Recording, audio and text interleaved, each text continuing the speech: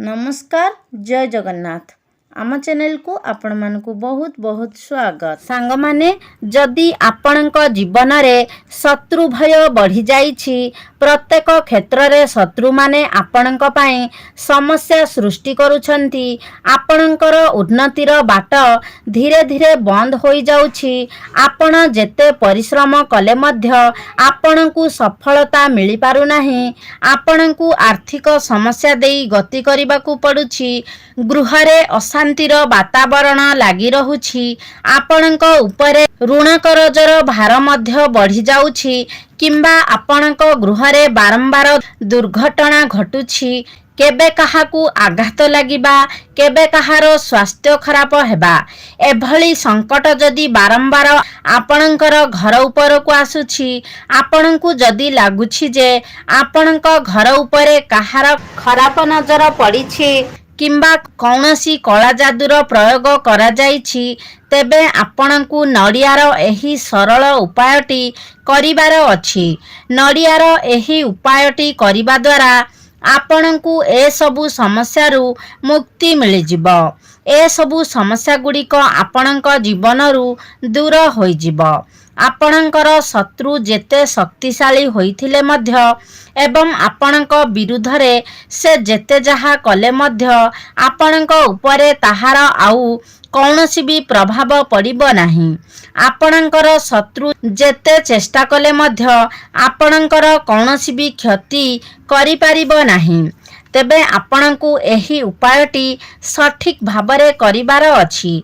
तेबे सांग माने गुरुत्वपूर्ण कथा हेउछि आपण उपायटी को भल भाबरे बुझिबा उचित एवं सठिक विधि ताहाकू करिबा उचित, तेबे जाई एहा आपणकू फल प्रदान करिथाए। सेथिपाई आपण माने भिडियोटी को स्किप न करी शेष पर्यंत निहाती देखंतु, जहा फलरे उपायटी को आपण भल भाबरे बुझी पारिबे। तेबे भिडियोटी रे आगकू बढ़िबा पूर्वरु भिडियो को गोटे लाइक करी चैनल को सब्सक्राइब करि दियंतु एवं कमेंट बॉक्स रे भक्ति और श्रद्धार सहित जय हनुमान हर हर महादेव निश्चय लिखंतु। तेबे आउ गोटिए कथा, जेतेबेले आपण उपायटी को करिबे मनरे संपूर्ण विश्वास रखी आपण एही उपायटी को करिबे जे निश्चित भाबरे एहा आपणकू फल प्रदान करिबो। मन भितरे संदेह रखी एही उपायटी को आपण पालन करिबे नाही, कारण आपण जदि संपूर्ण विश्वास न रखंती तेबे एहा आपणकू फल प्रदान करि पारिबो नाही। सांग माने आपण माने जानती, आमे जदि ईश्वरंकू भक्ति करि थाउ तो प्रत्येक स्थान रे प्रत्येक क्षेत्र रे आमे ईश्वरंकू पाई थाउ, ईश्वरंकू देखि थाउ, किंतु जेउ व्यक्ति माने ईश्वरंकू विश्वास करंती नाही, श्रद्धा करंती नाही, जदि स्वयं ईश्वर तांको सामना रे ठिया होइछंती तेबे भी से तांकू ईश्वर भली प्रत्यमान हेबे नाही। तेणु आपणकर विश्वास उपरे ही सबु किछि आधारित अटे। तेबे सांग माने एही उपाय पाई आपणकू जेउ नड़िया नेबार अछि, आपण माने जानिथिबे किछि नड़िया सुखिला होइथाए जेउथिरे पानी न थाए एवं ताकू भांगिबा मात्रे नड़ियाटी ता भितरु बाहरी आसी थाए। आपणकू सेही भली नड़िया एही उपाय पाई नेबार अछि। संपूर्ण सुखिला नड़िया, पानी वाला नड़िया आपण एहा पाई नेई पारिबे नाही। आपण जदि पानी थिबा नड़िया नेउछंती तो एहा आपणकू कौनसी भी फल प्रदान करिबो नाही, तो आपणकू संपूर्ण सुखिला नड़िया नेबार अछि। तेबे एही उपायटी को आपण जेउ दिन चाहिबे सेही दिन करि पारिबे। एथिपाई कौनसी एक निर्धारित दिन किंबा बार रही न थाए। आपण जेउ बार चाहिबे सेही बार रे आपण एही उपायटी को करि पारिबे, किंतु आपणकू संध्या पूर्वरु एही उपाय को करिबार अछि। संध्या परे एही उपाय को करा जाई न थाए, तो संध्या पूर्वरु जे कौनसी समय रे आपण एही उपायटी को करि पारिबे। सांग माने एही उपायटी को करिबा द्वारा आपणक गृहर वास्तु दोष एवं ग्रह दोष मध्य कटि जाई थाए। କାରଣ ଗୃହରେ ଯଦି ବାସ୍ତୁଦୋଷ ରହିଥାଏ କିମ୍ବା ଗ୍ରହ ଦୋଷ ରହିଥାଏ ତେବେ ଏହାଦ୍ୱାରା ମଧ୍ୟ ଆପଣଙ୍କର ଉନ୍ନତି ହୋଇନଥାଏ ଏବଂ ଗୃହରେ ସର୍ବଦା ଅଶାନ୍ତିର ପରିବେଶ ଲାଗି ରହିଥାଏ। ଯେଉଁ ଗୃହରେ ଗ୍ରହ ଦୋଷ ରହିଥାଏ ବାସ୍ତୁ ଦୋଷ ରହିଥାଏ ସେଠାରେ ବ୍ୟକ୍ତି କଦାପି ବି ଉନ୍ନତି କରିପାରିନଥାଏ। ଆପଣ ଯେତେ ପରିଶ୍ରମ କଲେ ମଧ୍ୟ ଯେତେ ଚେଷ୍ଟା କଲେ ମଧ୍ୟ ଗୃହରେ ଆପଣଙ୍କର ଉନ୍ନତି ହୋଇପାରିବ ନାହିଁ କିମ୍ବା ଗୃହରେ ଶାନ୍ତି ସୁଖ ମଧ୍ୟ ରହିବ ନାହିଁ। ଯେତେ ଟଙ୍କା ରୋଜଗାର କଲେ ମଧ୍ୟ ତାହା ଆପଣଙ୍କର କୌଣସି ନା କୌଣସି ବାଟରେ ଖର୍ଚ୍ଚ ହୋଇଯିବ। ଗୃହର ସଦସ୍ୟମାନେ ଅଧିକ ସମୟ ବେମାରୀରେ ପଡ଼ିବେ ଏବଂ ଗୃହର ସଦସ୍ୟମାନଙ୍କ ମଧ୍ୟରେ ଏକତା ମଧ୍ୟ ରହିବ ନାହିଁ ଏବଂ ସର୍ବଦା ଅଶାନ୍ତିର ପରିବେଶ ଲାଗି ରହିବ। ବାରମ୍ବାର ଗୃହରେ ଦୁର୍ଘଟଣା ମଧ୍ୟ ହୋଇଥାଏ। ତ ଆଜିର ଏହି ଭିଡ଼ିଓରେ ମୁଁ ଯେଉଁ ଉପାୟଟି କହିବି ତାହା ଆପଣଙ୍କର ଶତ୍ରୁମାନଙ୍କ ଠାରୁ ଆପଣଙ୍କୁ ରକ୍ଷା କରିବା ସହିତ ଏସବୁ ସମସ୍ୟାରୁ ମଧ୍ୟ ଆପଣଙ୍କୁ ରକ୍ଷା କରିବ। ଆପଣଙ୍କର ଶତ୍ରୁ ଗୁପ୍ତ ହୋଇଥାଉ କିମ୍ବା ଆପଣଙ୍କ ସାମ୍ନାରେ ଥାଉ ସେ ଆପଣଙ୍କ ସମ୍ମୁଖରେ ଶକ୍ତିବିହୀନ ହୋଇଯିବ। ଯେତେ ଚେଷ୍ଟା କଲେ ମଧ୍ୟ ଆପଣଙ୍କର କୌଣସି କ୍ଷତି କରିପାରିବ ନାହିଁ। ତ ଏହି ଉପାୟ ପାଇଁ ଆପଣ ବଜାରରୁ ଗୋଟିଏ ଶୁଖିଲା ନଡ଼ିଆ ନେଇ ଆସନ୍ତୁ। ଆପଣମାନେ ନଡ଼ିଆଟିକୁ ହଲାଇଲେ ଜାଣିପାରିବେ ଯେ ନଡ଼ିଆରେ ପାଣି ଅଛି ବା ନଡ଼ିଆଟି ଶୁଖିଲା ଅଛି। ତ ଆପଣ ଦେଖିକି ଗୋଟିଏ ଶୁଖିଲା ନଡ଼ିଆ ନେଇ ଆସନ୍ତୁ ଏବଂ କିଛି ଗୁଣ୍ଡ ଚିନି ନେଇ ଆସନ୍ତୁ ଯେଉଁ ଚିନିକୁ ଭଲ ଭାବରେ ଗୁଣ୍ଡ କରାଯାଇଥିବ। ତାପରେ ଆପଣ ନଡ଼ିଆଟିକୁ ବାଡ଼େଇ ସେହି ଗୋଲାଟିକୁ ବାହାର କରିଦିଅନ୍ତୁ।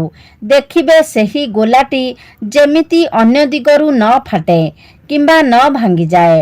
ତାପରେ ତା ଉପରୁ ଆପଣ ଟିକେ କାଟିଦେଇ ସେହି ଗୁଣ୍ଡ ଚିନିକୁ ତା ଭିତରେ ଭରି ଦିଅନ୍ତୁ। ସମ୍ପୂର୍ଣ୍ଣ ନଡ଼ିଆଟିରେ ଆପଣ ଗୁଣ୍ଡ ଚିନି ଭରିଦେବେ ଯେମିତି ତା ଭିତରେ ଆଉ ଖାଲି ଜାଗା ନ ରହେ। ତାପରେ ସେହି ନଡ଼ିଆଟିକୁ ଆପଣ ହାତରେ ଧରି ପ୍ରଭୁ ମହାଦେବ ଶ୍ରୀ ଗଣେଶ ଏବଂ ମାତା ପାର୍ବତୀଙ୍କୁ ନିବେଦନ କରିବାର ଅଛି। ପ୍ରାର୍ଥନା କରିବାର ଅଛି, ହେ ପ୍ରଭୁ ମୋ ଜୀବନରେ ଚାଲିଥିବା ଏସବୁ ସମସ୍ୟା ଦୂର ହୋଇଯାଉ। ମୋ ଜୀବନରେ ଚାଲିଥିବା ସମସ୍ତ ଦୁଃଖ କଷ୍ଟ ସମସ୍ୟା ଏବଂ ସଙ୍କଟକୁ ଆପଣ ଦୂର କରିଦିଅନ୍ତୁ। ମୋ ଜୀବନରେ ଯେତେ ଶତ୍ରୁ ଅଛନ୍ତି ସେମାନଙ୍କର ଶକ୍ତିକୁ ଆପଣ କ୍ଷୀଣ କରିଦିଅନ୍ତୁ। ଏଭଳି ଭାବରେ ପ୍ରାର୍ଥନା କରି ଆପଣଙ୍କ ଘର ନିକଟରେ ଥିବା କୌଣସି ଗଛ ମୂଳରେ ସେହି ନଡ଼ିଆଟିକୁ ଆପଣ ପୋତି ଦିଅନ୍ତୁ। ତେବେ ମନେ ରଖିବେ କାଳ ଭୈରବଙ୍କର ରୂପ ହେଉଛନ୍ତି ପ୍ରଭୁ ଶିବ ଶଙ୍କର ଅର୍ଥାତ୍ ପ୍ରଭୁ ଶିବ ଶଙ୍କରଙ୍କର ଅନ୍ୟ ଗୋଟିଏ ସ୍ୱରୂପ ହେଉଛି କାଳ ଭୈରବ ଏବଂ କାଳ ଭୈରବଙ୍କୁ ଦେଖିଲେ ସବୁ ଶତ୍ରୁମାନେ ଥରହର ହୋଇଥାନ୍ତି। ତ ଆପଣ ଯଦି ମହାଦେବଙ୍କ ନିକଟରେ ପ୍ରାର୍ଥନା କରନ୍ତି ତ ନିଶ୍ଚିତ ଭାବରେ ଆପଣମାନଙ୍କର ଯେତେ ସବୁ ଶତ୍ରୁ ରହିଛନ୍ତି ସେମାନଙ୍କର ଶକ୍ତି ନିଶ୍ଚିତ ଭାବରେ କ୍ଷୀଣ ହୋଇଯିବ।